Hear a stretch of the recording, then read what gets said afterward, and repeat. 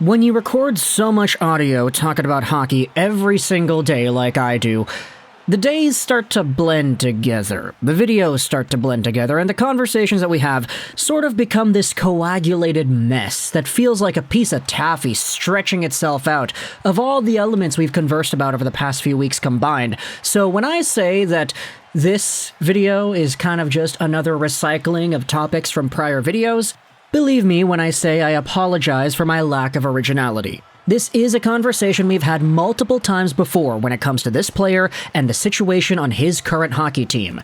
But when it comes to this new angle that has been brought up by Friedman in the recent edition of the 32 Thoughts article, I thought it was interesting enough to revive the conversation one more time and talk about what Steve Yzerman might be going out there and thinking when it comes to this situation. Let's head over to Edmonton and talk about their fourth overall do I want to say bust?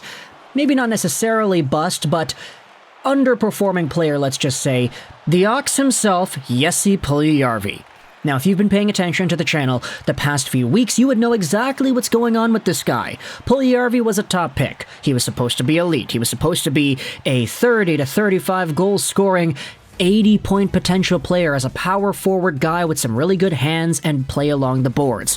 He, unfortunately, is not that. And last season, after having a pretty good campaign, he disappeared in the playoffs and he's playing even worse in this regular season in 2022-2023.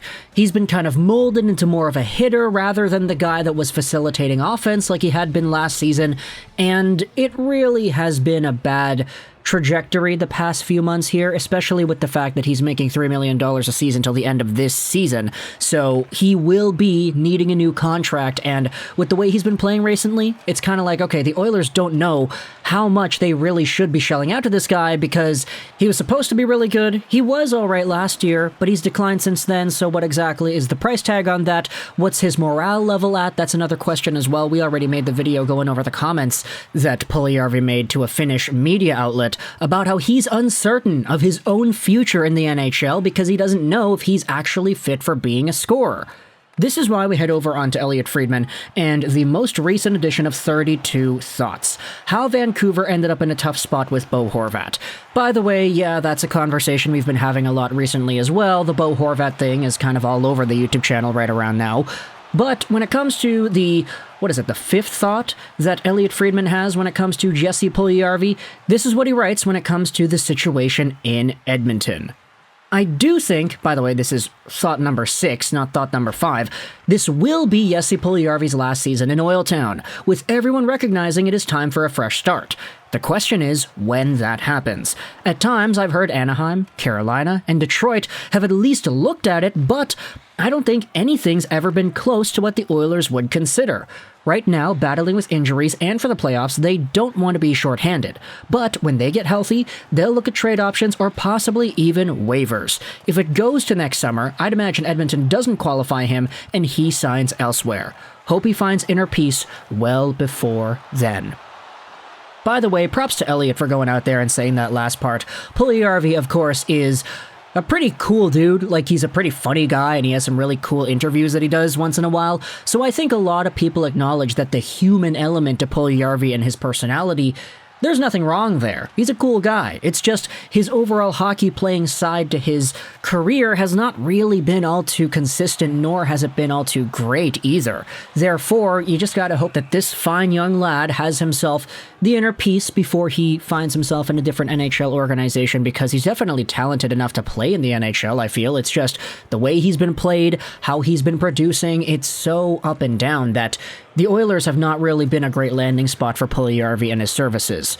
This is why I wanted to talk about Steve Yzerman, because the Red Wings are indeed listed as one of the teams that Puljujarvi has potentially been linked to. And when it comes to the Red Wings checking in on a guy like this, it makes all the sense in the world to me why Steve Yzerman is thinking about JP13 specifically in this kind of a trade scenario. You talk about guys that were reclamation projects, players that were potentially RFAs that were not re-signed by their teams and headed to free agency. Well, take a look at what happened with Dominik Kubalik. That was the exact same situation with Chicago last season, wherein he was a pretty okay guy, he declined a little bit after being good, he was an RFA, and the Chicago Blackhawks had the right to retain his rights, but they didn't. They let him go to free agency, even though he was an RFA, and then he signed with Detroit, and now he's doing pretty freaking well if you ask me. Also talk about other players that the Red Wings have taken their chances on in the past little bit over here too. Adam Ernie was somewhat of a reclamation project, Oscar Sundqvist, Michael Rasmussen had his own warts in his game to iron out before becoming what he is today, not to mention Pia Sutta, who was also a former Blackhawk. The Red Wings and Steve Yzerman are not afraid to go out there and take chances on guys in these types of situations. And so when it comes to Puljujarvi, I mean, take a look at who else this team has that is a potential quote-unquote bust from this time frame, who was formerly one of the top NHL prospects to be in the NHL Draft. Filip Zadina is another guy that's kind of in that same situation. It's just with Zadina, he hasn't really been playing all too often, so I guess you could say, hey, is it really worth it for Steve Yzerman to go out there and try his hand at getting another Filip Zadina pretty much, and seeing if this one works out this time?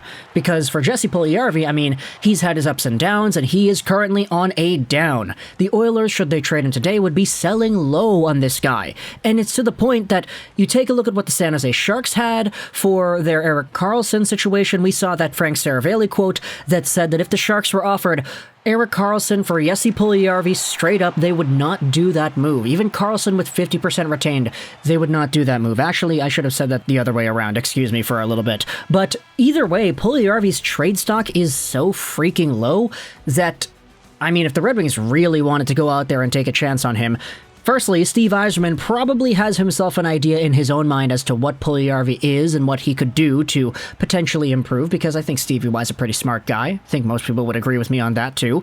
And secondly, you might not even need to trade anything in the first place if you wanted to get this kind of a guy. For Dominik Kubalik, I mean, the Chicago Blackhawks gave him to Detroit for free because they let him go to free agency.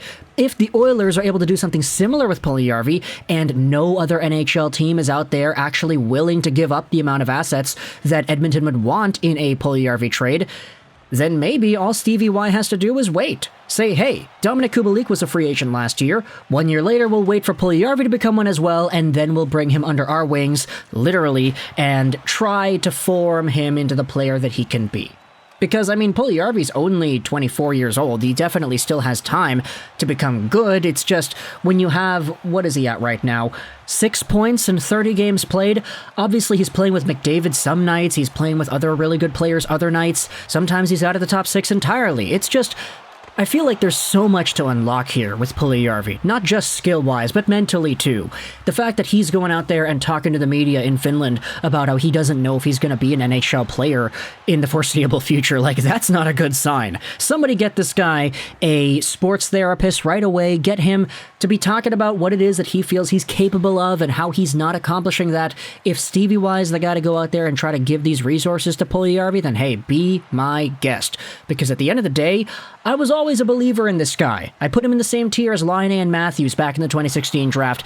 And sure, while one of these players is arguably the best goal scorer in the world, the other is a very good reclamation project who has redeemed himself in Columbus, and the third is Puljujarvi, I definitely want to be on the more optimistic side of overall talent evaluation for these players. So if you're a Red Wings fan, talk to the comments on your thoughts about the idea of Detroit acquiring a guy like JP13. What do you think would be the necessary means to doing so? Wait until the free agency period, hope that the Oilers just don't retain his rights and don't end up getting a trade done for him in the first place?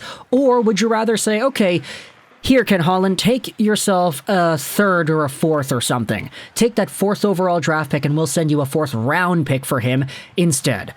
Do you think that's a more appropriate way to go about things? Let me know your thoughts in the comment section below. Also, a link will be in the description if you want to go ahead and read the rest of 32 Thoughts, because Elliot Friedman does a very good job, as always, collecting these ideas and putting it into one article. But thoughts in the comment section if you are a Red Wings fan. If you're an Oilers fan, what is it that you would want from Detroit in exchange for Puljujarvi? Do you think there's any sort of a realistic kind of trade package that you would want from this team? Is it really just, okay, we'll just take a 4th round pick or something? Anything at this point is okay. Or is there a specific prospect that you want that you realistically think has a chance of being traded away for Puljujarvi? I know a lot of Red Wings fans might go out there and assess your trade situations in the comment section, but either way, let me know your ideas in the comment section below. I hope you enjoyed this Juraj 99, and bye.